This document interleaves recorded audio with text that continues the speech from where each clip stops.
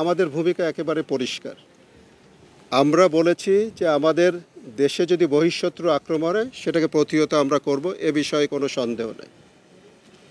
বর্তমানে যে ধরনের সমস্যা ওখান থেকে হচ্ছে, বর্ডারে কিছু কিছু বর্ডার ভায়োলেশন, এটা কিন্তু আমাদের ওখানে বর্ডার গার্ড আছে, আমাদের কোস্ট গার্ড আছে, তারা বিষয়টা সম্পূর্ণ তদারকি করছে এবং সরকারের নির্দেশ অনুযায়ী কিন্তু প্রয়োজনীয় ব্যবস্থা নিচ্ছে।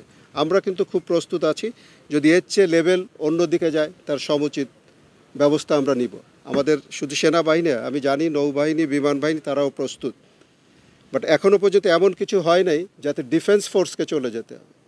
আপনারা জানেন যে সব কিছুর একটা লেভেল আছে, ডিপ্লোম্যাটিক লেভেল ফেল করলে আমাদের যে বর্ডারে যারা আছে তারা হোম মিনিস্ট্রির আন্ডারে, তারা ফেল করে তার কোনো ডিফেন্স।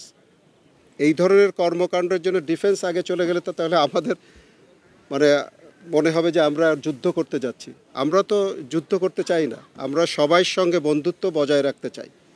বাট কেউ যদি যুদ্ধ চাপাই দিতে চায় বা কোনো কারণে যদি আমাদের সার্বভৌমত্ব ক্ষুণ্ণ হয় তাহলে তো আমরা ছেড়ে দেব না। বর্তমান যে পরিস্থিতি ফুললি আন্ডার কন্ট্রোল, অ্যান্ড আমাদের যে হোম মিনিস্ট্রির আন্ডারে যে কোস্ট গার্ড, বিজিবি যারা আছে, ওনারা দায়িত্বটা সঠিকভাবে পালন করছে বলে আমরা জানি, এবং প্রয়োজনীয় সবসময় আমাদের ভিতর সমন্বয় আছে। ইনশাল্লাহ আমরা যে কোনো পরিস্থিতি মোকাবেলা করতে পারবো ইনশাল্লাহ।